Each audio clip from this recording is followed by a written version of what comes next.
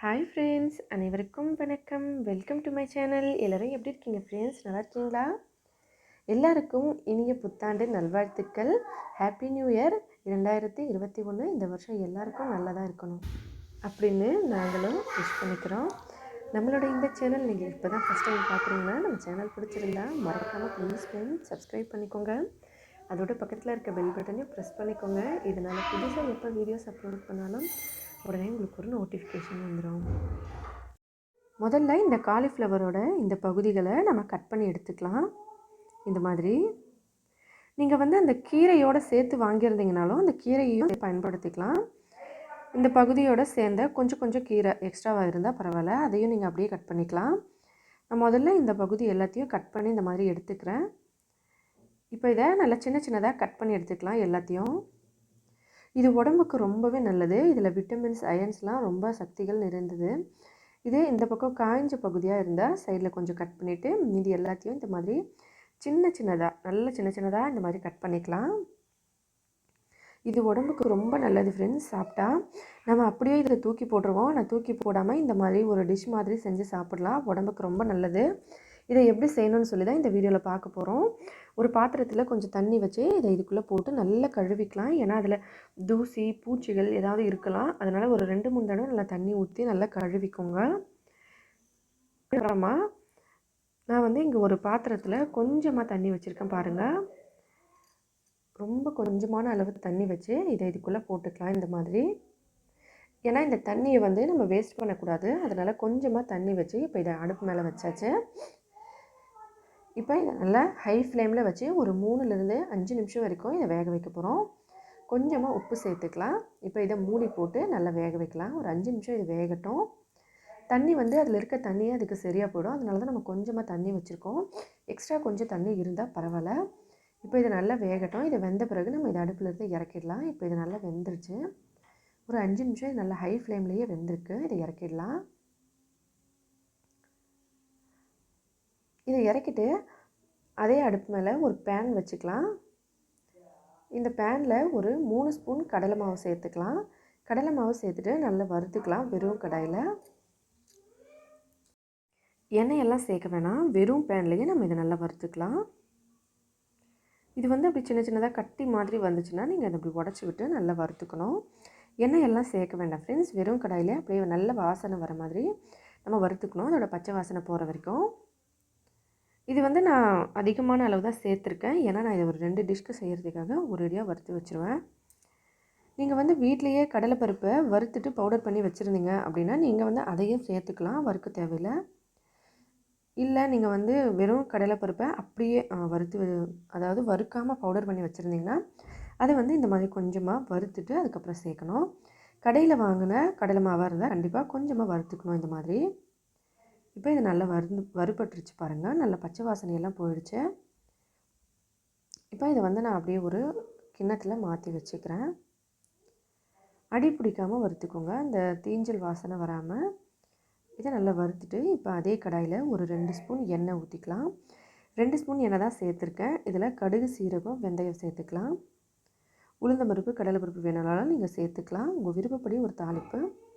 அதோட கூடவே ஒரு 2 பச்சை மிளகாய்.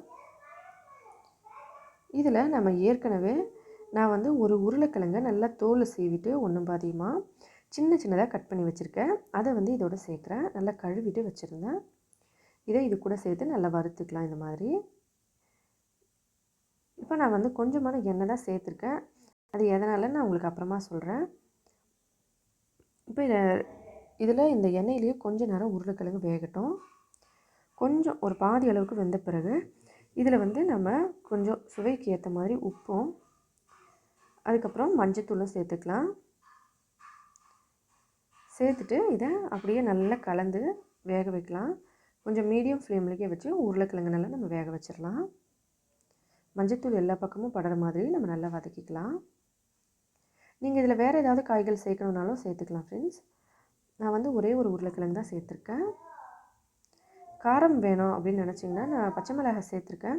உங்களுக்கு இன்னும் காரம் வேணும்னா நீங்கள் மிளகாத்தூள் கூட இந்த இடத்துல சேர்த்துக்கலாம். இப்போ இது நல்லா பாதி அளவுக்கு வெந்திருக்கு.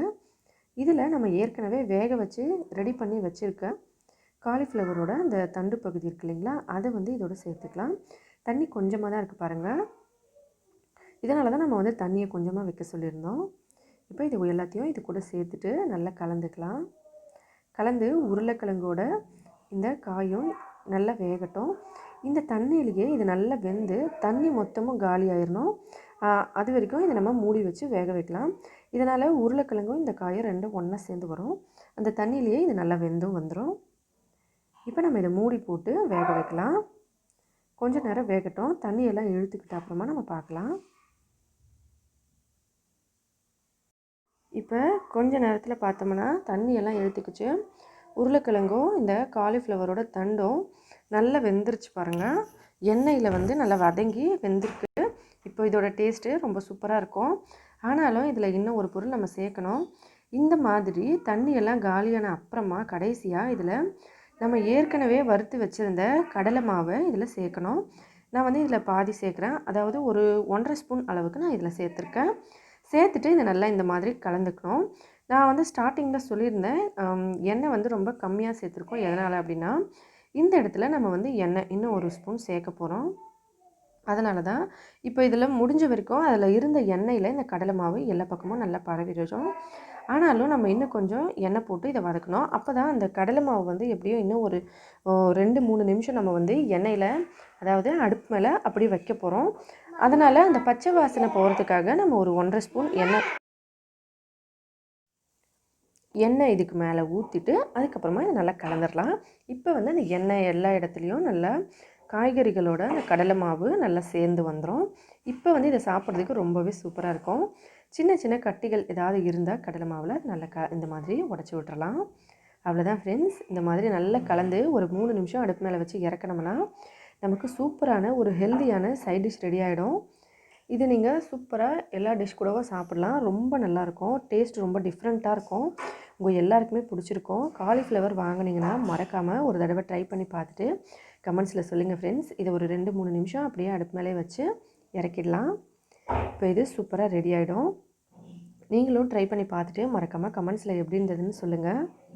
இதே மாதிரி இன்னும் பல டிஃப்ரெண்ட்டான புதுவிதமான வீடியோஸ்லாம் பார்க்குறதுக்காக நம்ம சேனலை சப்ஸ்கிரைப் பண்ணிக்கோங்க. வேறு ஏதாவது புதுசாக வீடியோஸ்லாம் வேணும்னாலும் கமெண்ட்ஸில் சொல்லுங்கள், அப்லோட் பண்ணலாம். இப்போ இது ரெடி ஆகிடுச்சு. இப்போ ஒரு 3 நிமிஷம் கழித்து இதை நம்ம பார்க்கலாம்.